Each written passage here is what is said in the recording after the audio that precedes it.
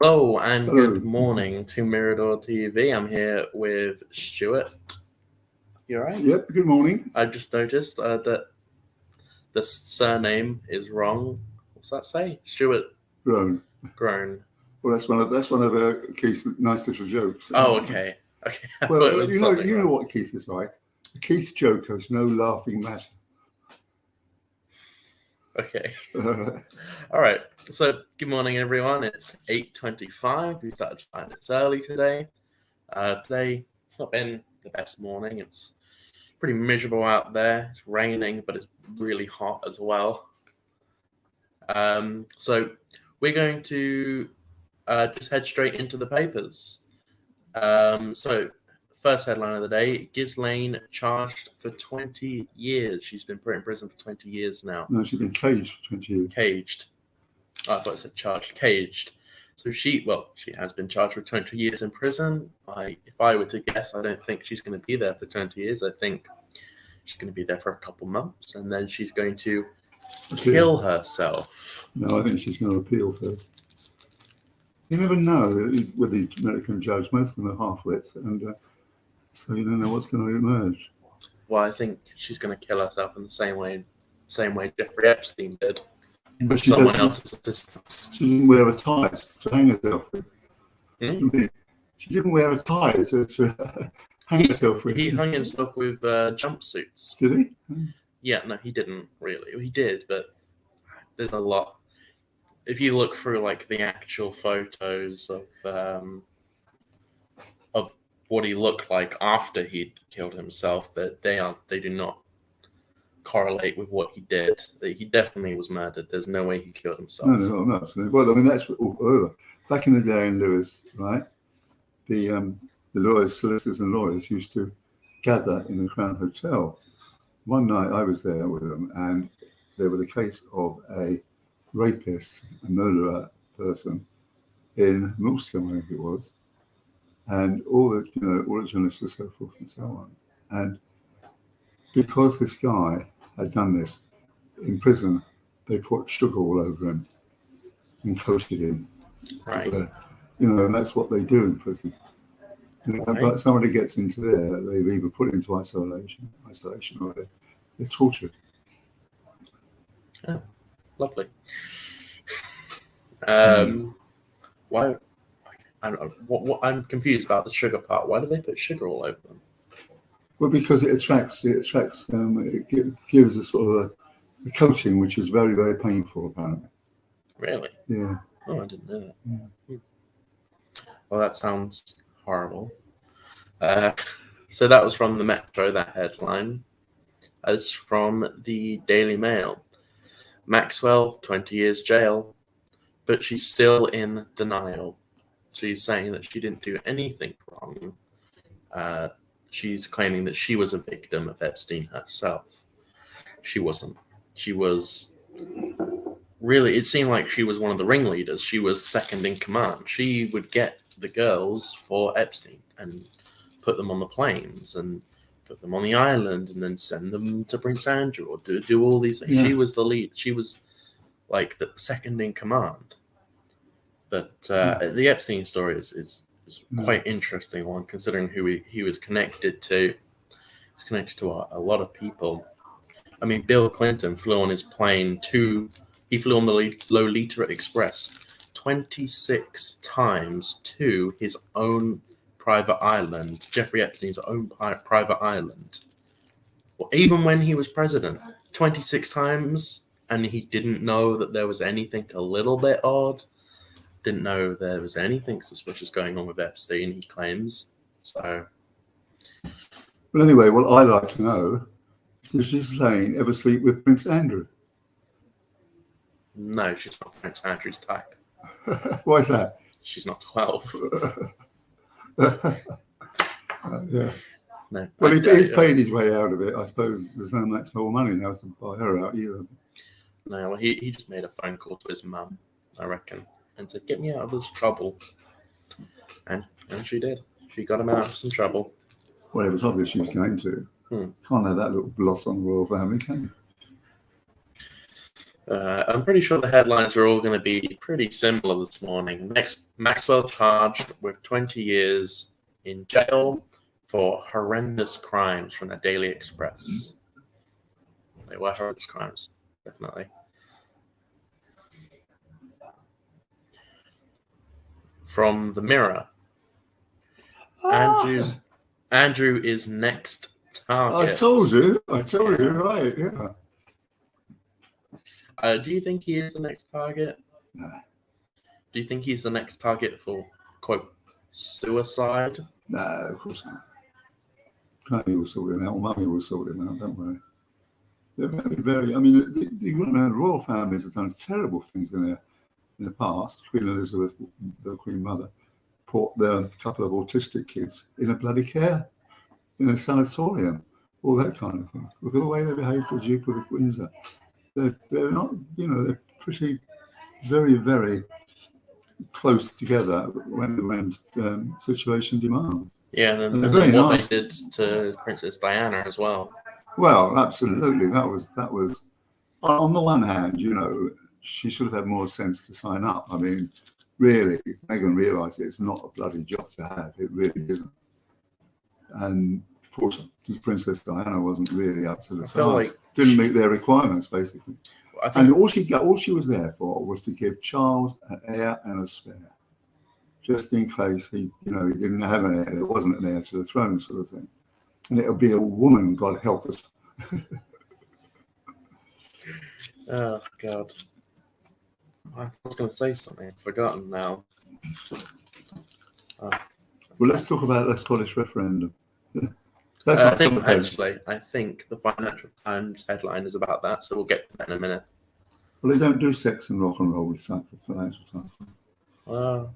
Okay, this is from The Independent. Yeah. Sturgeon's new bid to split from the UK. Okay, good. Let's talk about this now then, I guess. I'm happy for Scotland to leave and not be a part of us because, I don't know, what is why do the Scottish have a hatred for the English? It really seems like that. Even the regular people, why do they really, even northern people, why do they really dislike English? It's the same as our Ireland, you see. I mean, part of Ireland was colonised by Scotland and so on and so forth. And the basic problem is they don't hate one. They don't particularly hate them. They just don't like them very much because they're cut from the same cloth. Right? Yeah. I mean, I am a Scot, so I know a lot about this. And what she's going to do next November is have a sort of deed poll, not a referendum, not an actual sort of vote for a vote out. But you've got to remember who's going to pay for them when they're left the Union. Their public deficit is twice what the rest of the UK is. Secondly, they actually have free education. Well, who pays for that? Well, the local. The only money-making things they've got now is oil services. And they want to shut that down anyway. That's what they say, at least. No, they don't want to shut it down because we're going to be using fossil fuels to not meet climate change. Boris's strategy document was pathetic. They're going to go back to using oil. They are actually, yes, they are going to invest in renewable energy, but as I keep telling everybody, it's all too late in the game. There hasn't been enough investment in renewable energy to meet the energy mix. So therefore, we are going to get, like last June, okay? Last June, the wind didn't blow. And Boris went to Drax, one of the biggest power stations in the country, and said, could you turn on your 2 coal generators again? Right? That goes against all what's been said before. Because you see that the coal is a very quick fix because it's ready to do it. So when this came up, when it first came up, they wanted to get more energy, and gas was too far away. Hinkley Point, nuclear wasn't one of it. Gas would fix the short-term problem, basically. I mean, coal would rather fix the short-term problem because it's there, it's available, and it's easy to extract, and so on and so forth. And Drax power station says it's gone over to wooden pellets rather than coal. But all those wooden pellets have to come from America and Louisiana. So that gives them a huge carbon footprint before you start. I think we should leave at least 1 or 2 coal mines open in this country, just forever, just permanently. Just keep those ones, just 1 or 2. We keep it very strict, and that way we don't have to keep importing, because we do import coal from other countries. Cheap coal from Poland and from China. But here's the thing. It's going to sound ridiculous, but once you go just 1 layer beneath the surface, it's not. Bringing back the coal mines in this country is actually better for the environment. Now, that sounds like a ridiculous statement, obviously, but just go 1 layer beneath the surface, bring back the coal mines would be better, because we're not buying it from China, where they have no restrictions, or Poland, where they don't have that many restrictions. This country, we would have huge restrictions on them.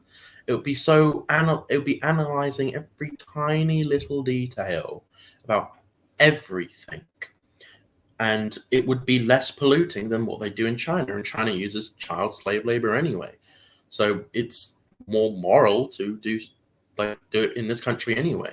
Because we're not going to get rid of coal anytime soon. We still need coal. We still use coal. Well, we had a program on this last week, didn't we? An entire program on this, where I interviewed my friend who made films about coal. Coal is readily available, basically. Yeah. And therefore, that gets Boris off the hook, because you can't put the gas, you can't get Hinkley Point because they're not ready.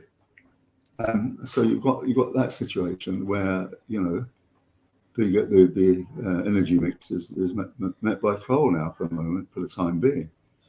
But again, I go back to the fact there's not been enough investment in renewable energies for various reasons, which I won't bore you with. But it's very difficult. And, Scotland hasn't got much money to throw around. Therefore, it doesn't really do them any good by leaving. I mean, they do get money paid from us in the southeast. It's all tax, isn't it? It's all tax. But going back to my question, because the original thing was Scotland splitting up and we went into coal. But my original question: why do the Scottish really not like the British? Well, various reasons. Because it's like Ireland. As Irish people speak it, feel it, and Scottish people feel that actually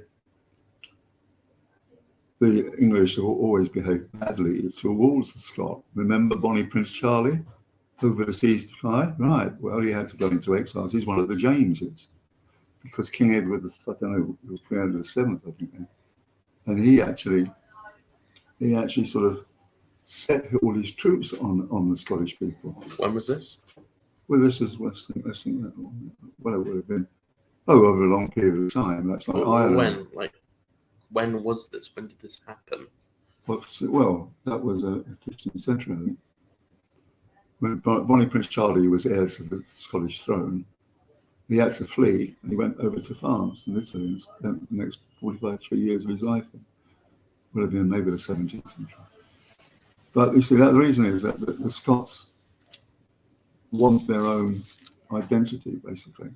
As does Ireland. You've got on this ongoing thing about your United Ireland because it belongs to us. It doesn't belong to Britain. And that's what a lot of people in Scotland feel. But they're overlooking the fact that they haven't got the money to actually split from a union. They would be. But they want to do it. I think we should let them and watch them go downhill, and it'll just be. But look at Mona Salmond in 2014, when he more or less rigged the polls by telling all young people they could vote at whatever a ridiculous young age and vote for him, sort of thing. And that was really, really very difficult to get overcome. The wealth, most of the wealth in the UK is in the southeast. Okay, where we are. Yeah, right. Yeah. So the idea should be that somehow, that Gove and other people, Minister now for levelling out. The Red Wall levelling out by giving these Labour seats in the north more benefits, more things that they can get. So it's a levelling out. and that's just to keep seats, get seats, to win seats, and it costs money. Can 16-year-olds vote in Scotland? Because I know 16-year-olds can vote in Wales. I think they can vote 16 now, and That's so and ridiculous. someone spoke them out to protest and all that kind of thing. That's why the previous leader, who was in disgrace, and she came along and she sort of feels she has to say that it's going to be a referendum. I don't think 16-year-olds should be allowed to vote. That's absolutely ridiculous. I agree with you. Have you met a 16-year-old? They're morons. They don't know anything. They're just sitting on TikTok all day, watching their phones, and they do nothing. They understand nothing about the implications of what they're voting for. I don't even think the voting age should be 18. I don't think most people my age should be allowed to vote. I know tons of people my age. They're stupid. I think the voting age should be like 24 or something. It's ridiculous. People don't understand anything. Oh, come on, Max. Seriously. You sound like John Aspinall, the famous zookeeper and gambler. I don't know who that is. There's a very, very well-known fact, and he thought that we'd be better off with animals rather than human beings, which is a bit extreme. What you're saying here is that they're not fit for purpose because they're stupid. And why are they stupid? Because they haven't been well educated. It's a ridiculous situation. And whose fault is it that they're not well educated? Huh? Whose fault is it that they're not well educated? Well, the English government's, because they don't give enough money to Scotland to get a very good education system, because it's all free in Scotland, you see. But how do they raise money? They only the oil in a sense, but Salmond used to say it's Scotland's oil, but it's not. Unfortunately, it belongs to the whole of the UK coastline. So it's a bit difficult to sort of say to the Scots, you're bloody stupid, you can't vote. I tell you, mate, there's a parallel with that. When I was in Cambodia during the war, there was a referendum took place, and so forth and so on. And there was a little guy who came along, and he said, "You're too short to vote." He was very young. "You're too short to vote. You're not tall enough to vote." Was it a midget or just a short person? Well, he was just a very short person, but well, he came to a terrible pass when you can't vote if you're less than 6 foot or something. Quite weird. Okay. From The Guardian. Sturgeon in bid for new referendum in late 2023. Okay, that's interesting. 2023. I hope they actually vote to leave this time. I really do, because I want to watch them make a terrible decision and just go downhill because of it. And then I don't think it would happen, but it would be hilarious to see them come crawling back. Well, I can't agree with that, really. I think that, dismembering the UK at this current time is not a very good idea. But I do think that, Brexit was not a good idea either, because we're coming home to roost what the problems are, what they're going to be. I mean, there's great big tailbacks at Dover Dock, Now they've got this problem about the mad Priti Patel sending people to Rwanda, which means they've more or less got to leave the Court of Human Rights, which is based in The Hague. Yeah, I saw that the Court of Human Rights stopped the Rwanda flights. I'm like, we're not part of the EU, though. Why are we still having to listen to them? It's nothing to do with the EU. I thought the Court of Human Rights is not to do with the EU. I thought they were part of the EU. They're not part of the EU. They're a separate entity. They're not part of the EU. So the mad Mr. Priti Patel, who favoured bringing back hanging, don't we feel? She's not that bad of an idea. Huh? I said it's not that bad of an idea. I support the idea in principle, but my problem is the government can't fix a pothole. So why can we trust them to kill someone? In principle, I support it. I think it's a good idea. If someone is a murderer, get rid of them.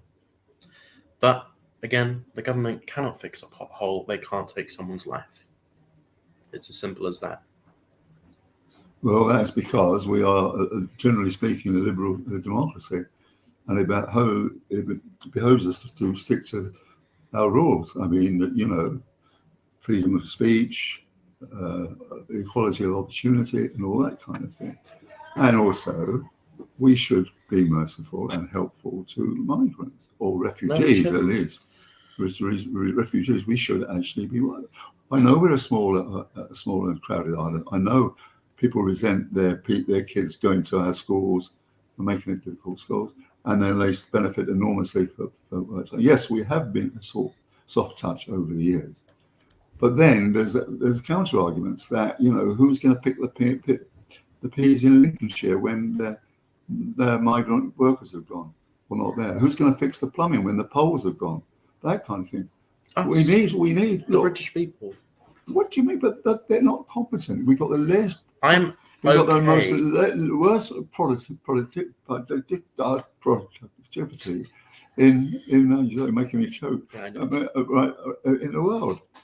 That, you know, all these people that come over. It's like when I was growing up, the Windrush thing. The black people would come over here to drive the buses because there wasn't enough men to do it.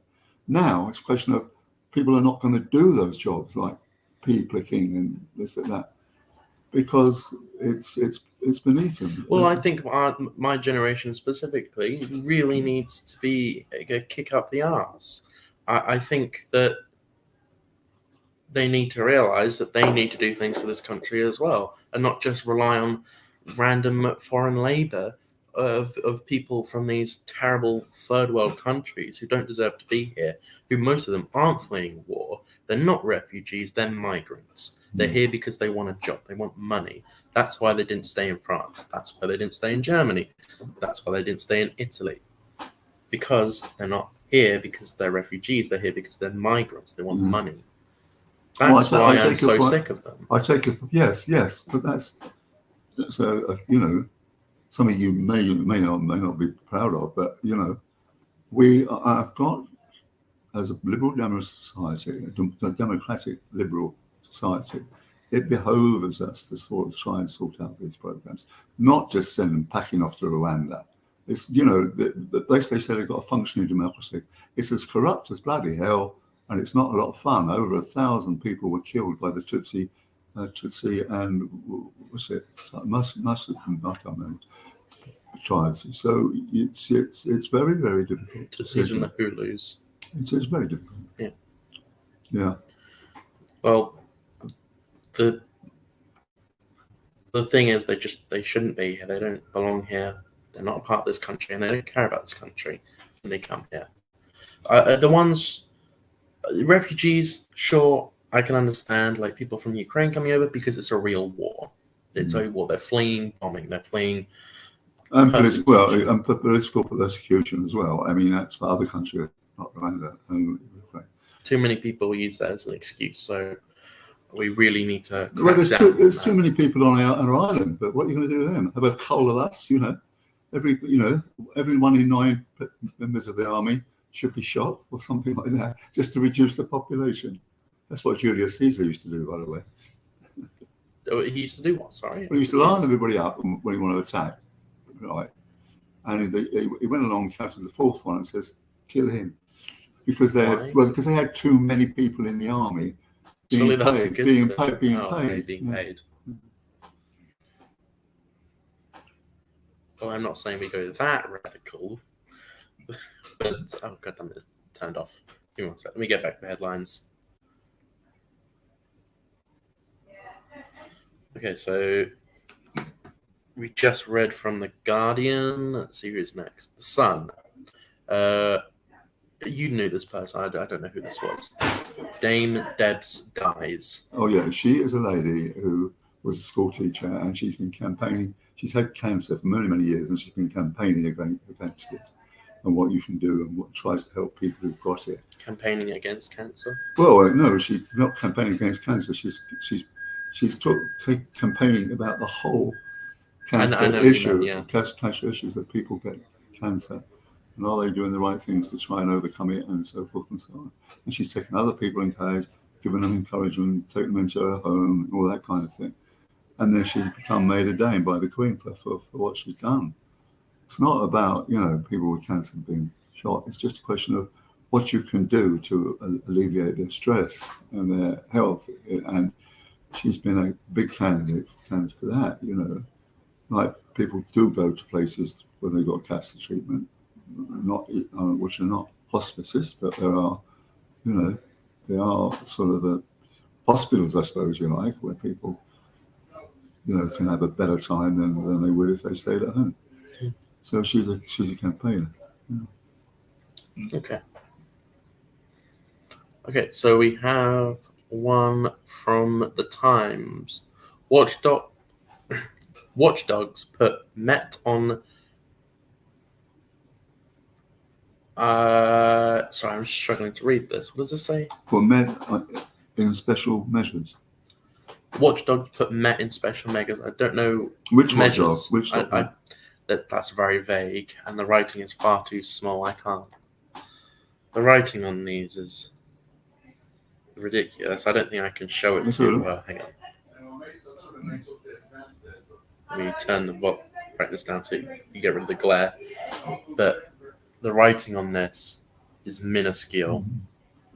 Like, minuscule. I don't know. And you can't zoom in that far, so we're going to have to just skip that one. Okay, from the Financial Times. No, you're like they can. Oh, I'm surprised. What do they say about her? Trump, the leader is Trump to join armed mob on Capitol Hill. It says Trump wanted to join armed mob on Capitol Hill, aides say. And then he pulled his driver across because he wanted to drive the car. And these people had arms when he said they didn't. But then there's got the, the FT is a very balanced paper, I'm pleased to say. Sounds like a balanced headline.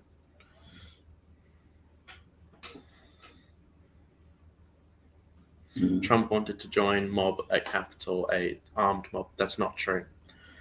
Just blatant lie. Yeah, of course, but he spent his life lying, hasn't he? No, the Financial Times, I'm saying that's a blatant lie. What's that? Trump wanted to join an armed mob at Capitol Hill, aide says. That is false. That's not true. Why? It's an aide to Trump. No. He said that what the story is that an aide to Trump had spilled the beans, saying that he knew there were armed people going up there, and he wanted to go up himself. Right? That's what he said. The aides actually have come clean about what he wanted to do. He pretended it was a peaceful protest, but in fact it was a mostly peaceful protest, just like wasn't it? Just like those summer of mostly peaceful protests that America had. Fire of it mostly peaceful. I'm sorry. I'm sorry about this, Max, but you're talking absolute nonsense.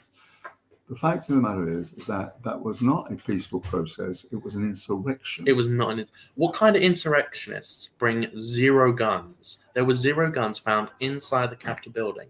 How much of a monumental moron do you have to be to not bring a single gun to an insurrection? Well, according to the aide, he said that he knew there was guns taken into the insurrection. He knew, and that's what everybody. There were no guns in the Capitol. Well, he says there were. Right? Well, the guns in Capitol Hill, you mean? Inside the Capitol, there were no guns whatsoever. Actually, not a single one. That's not true. That's not true. There was some because the National Guard got inside. Because Trump didn't actually. I meant of the protesters, not of the guards. Obviously, the National Guard had guns, but none of the protesters didn't in the Capitol. Didn't you see the film by ITV? Didn't you see the film? There was a guy there hawking a gun around. Definitely. No one in the Capitol had guns. Not a single one has been prosecuted for having a gun. No one had one. No one's been charged on anything. Listen, this was a armed insurrection. There were no arms. Right. Yes, there were. There were. And that's what, well, read the bloody papers that some aide to Trump had said that he knew that people were going there with guns. That's what he said. That's what the aide said. The aide said, yes. The aide said, Yes. Yeah. So he could have been lying. Possibly. Why would he say it then? But why would anyone lie? People lie. Do they? Yeah. I know people who don't lie.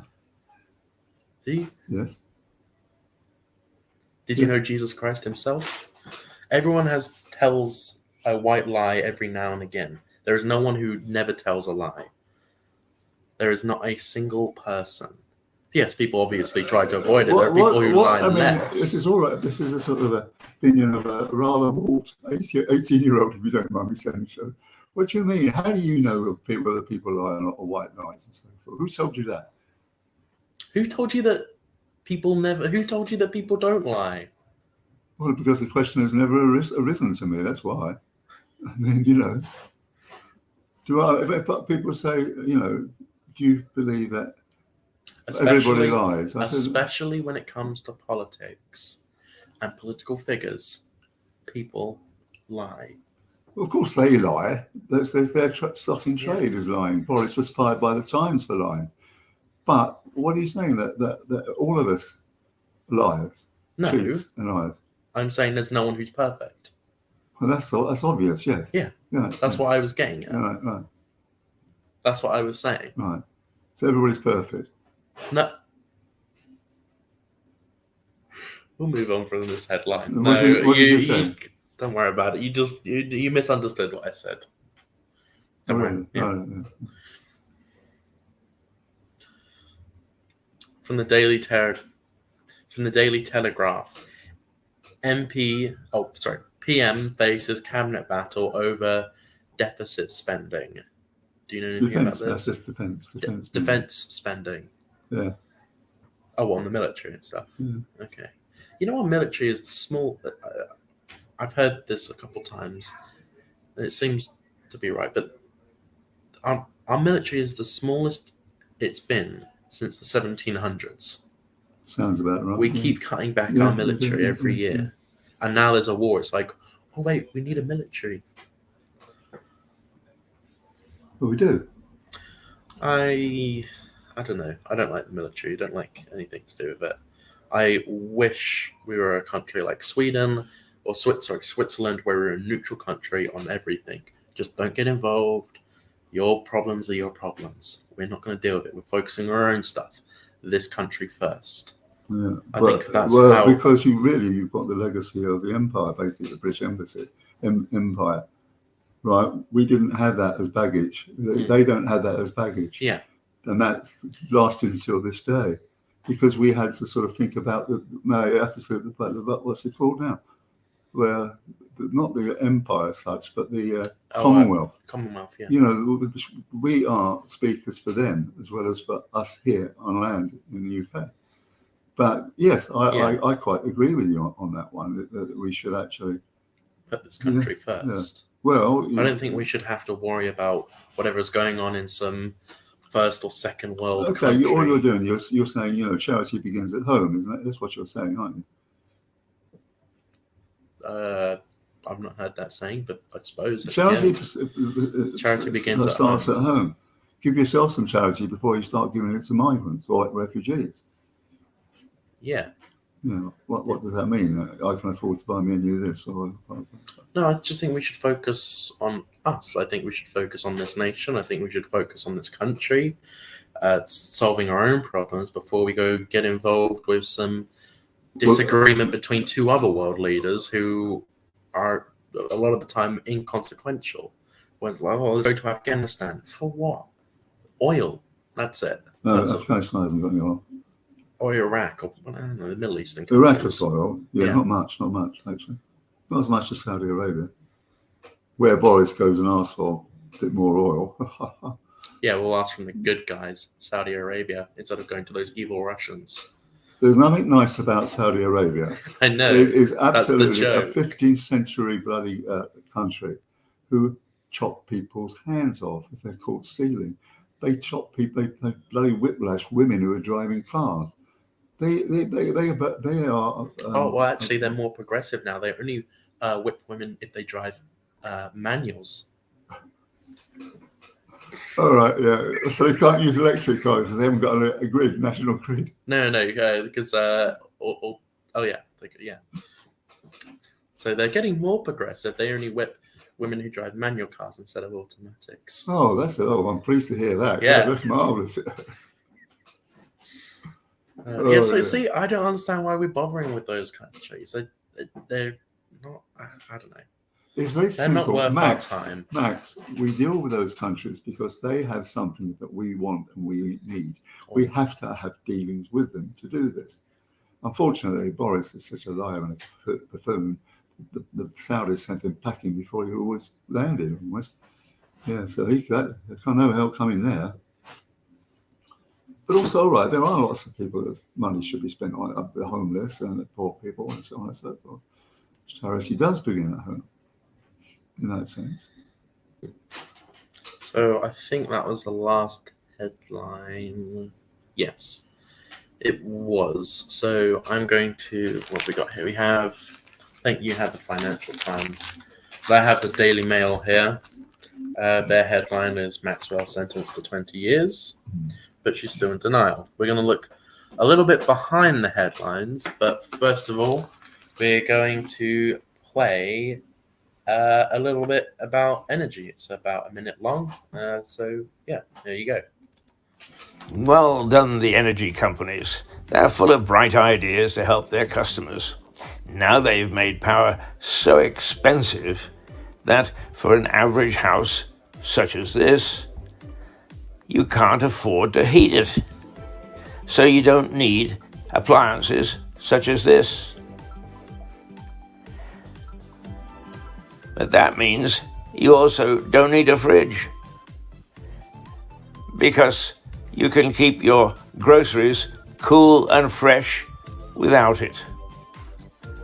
The house is cold enough. Well done, chaps. I don't know. Stuart is just trying to find the Financial Times newspaper. He actually he worked for them for 36 years, was it? Yeah. 36 years. So he's quite fond of them. Well, I like the pension he gives me, that's for sure. This is an interesting headline. This catches me by surprise. Hang on, let me read this. Well, let's go back to the energy story because it's very interesting.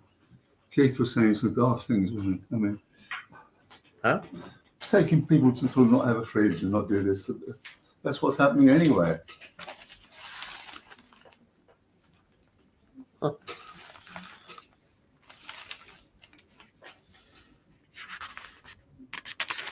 Anyway, Trump wants to join an armed mob on Capitol Hill, he says. Oh, wait, has the census been released yet? The census, but they've been doing it for 3 years. Yeah, we did this. When did we start? We sent the census off in early 2020. Yeah, that's right. It's supposed to take a couple, like 6 months to a year, and it's taken 2, almost 3 years for whatever reason. But this is going to be quite interesting to look through the new census data. Population surges to high of 59.6 million people in England or Wales. This is quite surprising to me. Well, not surprising, I already sort of knew it, but it's surprising to a lot of people. 1 in 6 people in this country are over the age of 65. 1 in 6. 1 in 6 people are what, retirement age? Well, that's the general thing. That's a lot of people. Well, it's not when you think about it. 1 in 6. Well, 1 in 6. You know what the population is of Britain now? Almost 67 million. Population surges to high of 59.6 million in England and Wales. Yeah, they've forgotten about Scotland because Scotland's the other 7. Oh, yeah, Scotland data isn't in, that's why. Okay. So this is just for England and Wales because the Scottish one doesn't seem to be in yet. I've seen one which says there are about 7 million, but That's surprising. 51. There are more females in this country than males. 51% female and 49% male. Mm-hmm. That kind of surprises me, actually. I thought there was more men. I don't know why there's more women. I don't know. Yeah, we're having a declining birth rate as well.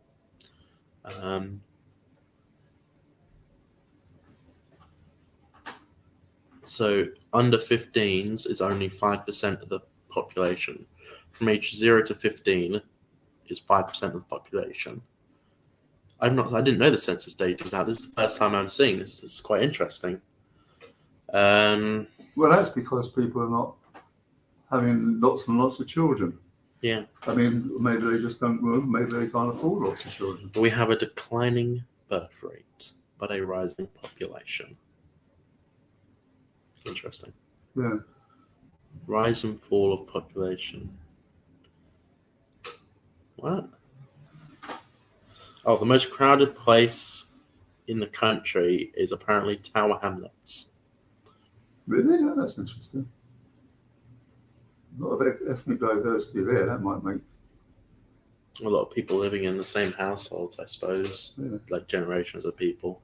Well, that was what happened in Grenville Tower, places like that. Yeah.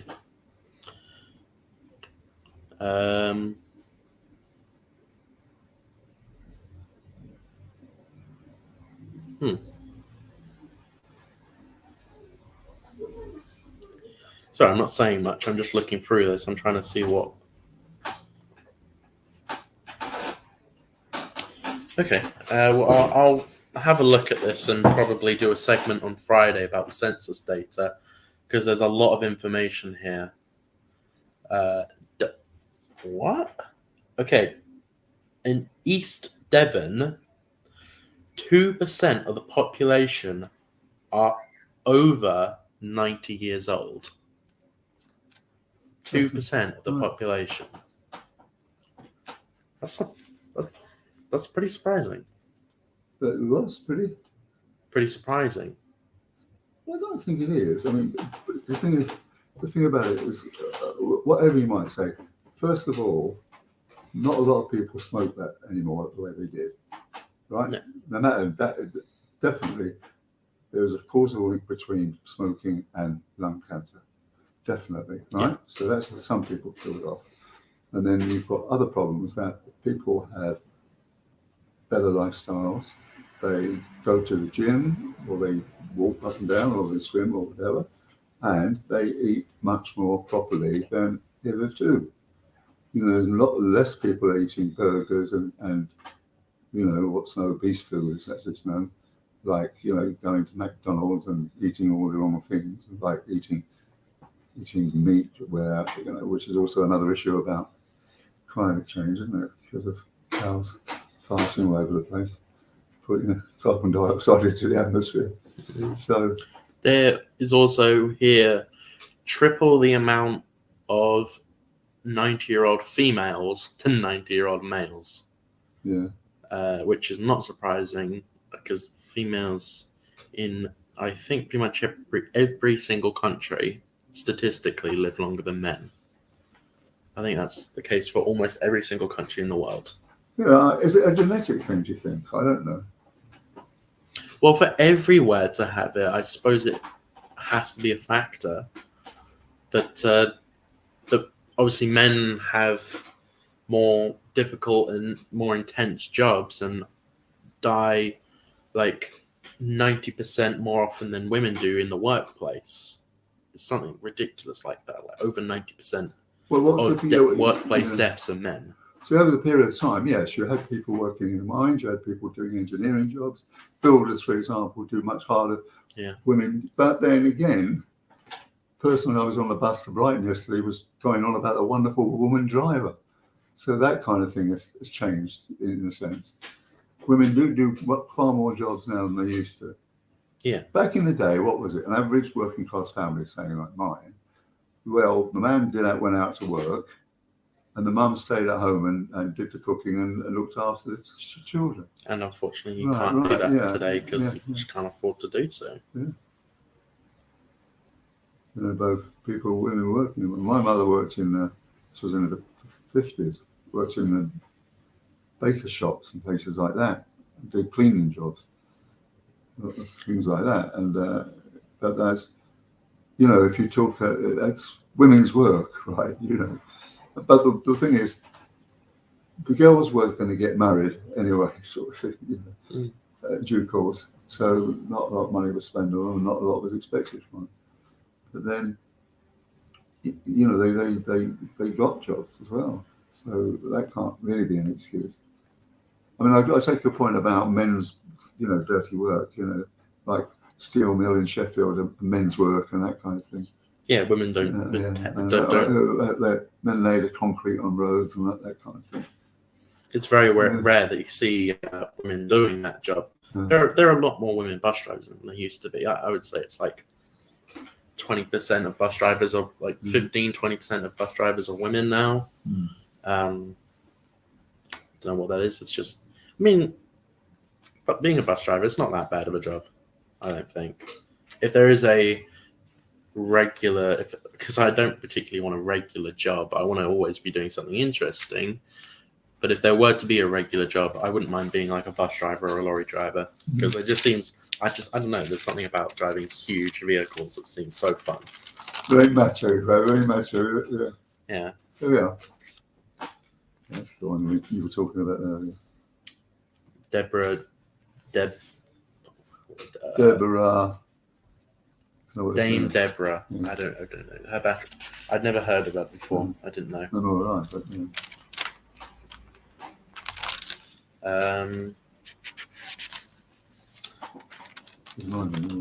Mine.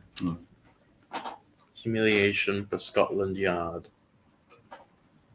Has Crescinda Dick? She still? No, she's been fired. She's been fired. I think so. Yeah. Wait, is she still what? Did she have? I understand that she's been fired. Whether she's still hanging on there, I don't know.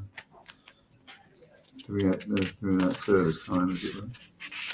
I reckon she was a diversity hire because she's a woman. I really do. I think she probably is. Well, there is that. I mean, I remember back in the day when Labour said that a woman must be high on the applicant list, must take priority over men. And I remember people saying what the Labour Party want as candidates are one-legged, black, single-parent family people with cancer. Yeah, they always want someone more diverse. Even though Labour have never had a woman leader of the party, or prime minister or leader of the party ever. Even they're so upset. I think it'll be a woman of colour for the next leader of the Labour Party. You can bet your life. I mean, if you look at the BBC, they are promoting Clive Myrie as if there's no tomorrow. You know, because he's a great guy. He's a very nice guy, as a matter of fact, and a very successful one. But you know, in television series and also films now, you've got to have your regulation black guy or your woman in a mask or that kind of thing. We've got to actually have this ethnic diversity in the media, for example, which was, I mean, when I was a kid growing up, my mother watched the news, and she said, "This is outrageous. A woman watching the news, we can't have that. What's ever next?" and so forth. And then you've got to, have a black guy watching the news. What the bloody hell is he doing?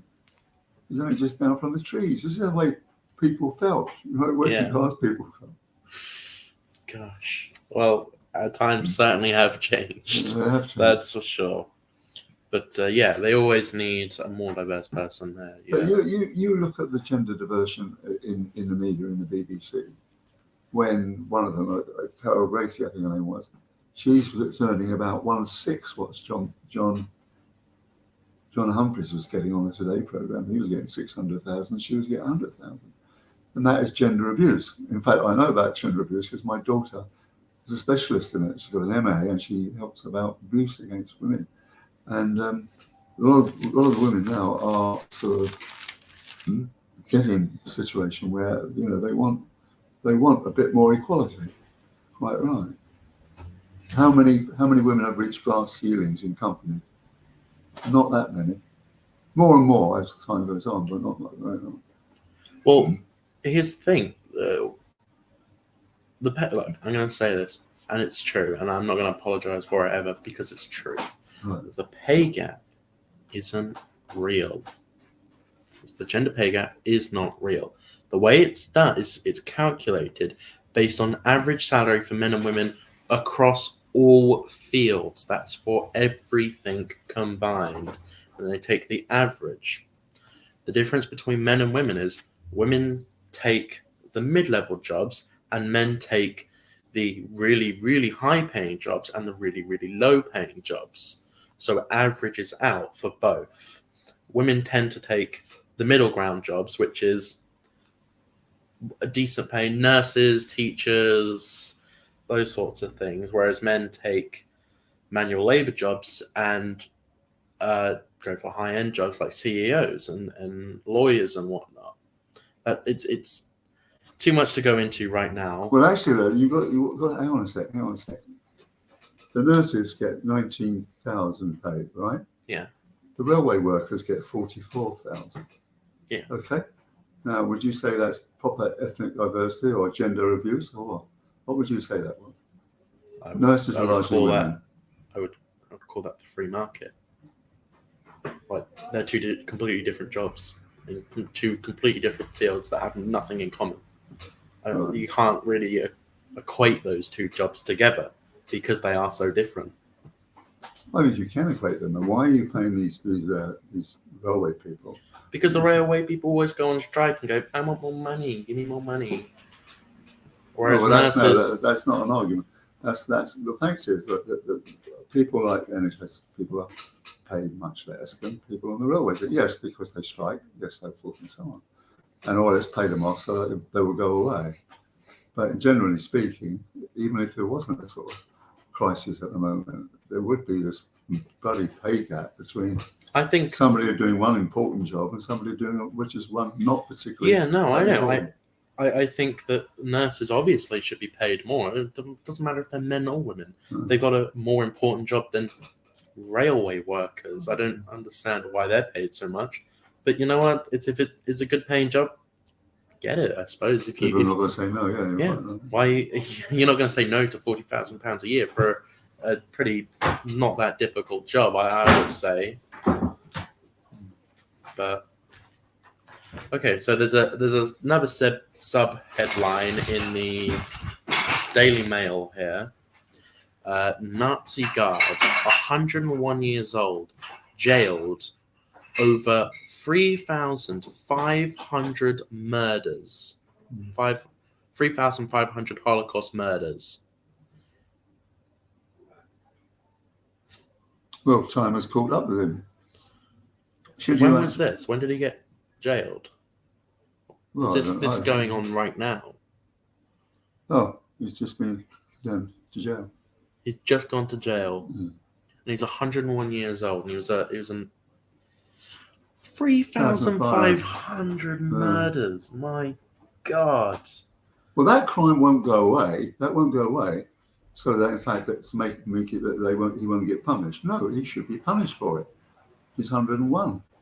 I think. Yeah, obviously. No one's going to say, well, I mean, there are people who are sympathetic for whatever reason, but 3,500 murders, you can't exactly just brush that off. But yeah, 101 years old, and he's been put in jail. 3,500 murders in the 5 years he was there. That said, that's insane. What is this? Perhaps a man with blue whistle. What's that about? NHM. That one. Oh, the top one. BBC payout to man who blew the whistle on Martin Bashir. On Bashir. Oh yeah, he got the bank statements, didn't he? I remember that. Martin Bashir. who made this rather nasty interview with Princess Diana. And it's something about being paid for it, and he did all his text and that kind of thing. Do you think the royal family murdered Princess Diana? No, I don't think they did. I think it was a drunken guy from one of the hotels driving her around. On the other hand, they didn't give her a very happy life because they were living in the past, basically. Shocking. Because and the Queen was very pissed off that she was more popular than she was. You know, when he died, when Princess Anne died, the Queen didn't come down from Balmoral as she should have done. And Tony Blair pointed out to her in one of the papers up, you know, I think it was the Star or maybe it was the Sun, 50% of the people who are asked, they when they were asked, said they what was it? 50% of the people Asked what? said what were we talking about? Oh, Princess Diana. Princess Diana. Princess said, you know, that Diana was more popular than the Queen, and she didn't like that at all. Apparently, it quickly came down from Balmoral. All right. Well, we're at the end of the papers here. This has just got the crossword section. But yeah, it's been pretty juicy this week. Today, there's been a lot in the news. Roe v. Wade got overturned on Friday last week in America. That doesn't mean abortion rights are gone in America. What it means is it's now down to each individual state to decide whether they want to get rid of abortion rights in their state. That's what it is. That's the decision. Not that abortion is illegal. That each state can now decide, and most states are going for legal. But there are some like Texas and Alabama and Louisiana and those sorts of very Christian parts of the country are 100% and already have decided to ban abortion in the deep South, and in parts of the North as well, like North Dakota and South Dakota. And I think Wyoming as well did as well. But yeah, do you want to say goodbye? We're gonna finish off. Who's the guest coming on? Do you want This morning to talk is about the guest? Vaughan Smith, who is the founder and owner of The Frontline Club. the Frontline Club in Paddington. And Frontline Club is a club for war correspondents, and Vaughan will talk to us about Ukraine and lots of other things. Okay, so tune in at 10. So he'll be here at 10, yeah? No, we'll be talking to him at 10 o'clock, I think, half an hour. Okay. So we will be back at around 9:45. We'll talk for 15 minutes. And then what was his name? Vaughan, Vaughan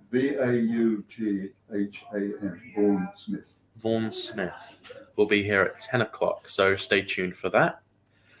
We'll see you at 9:45. Yeah, see you soon. Have a good rest of your day. Now, we have to send him an email, don't we?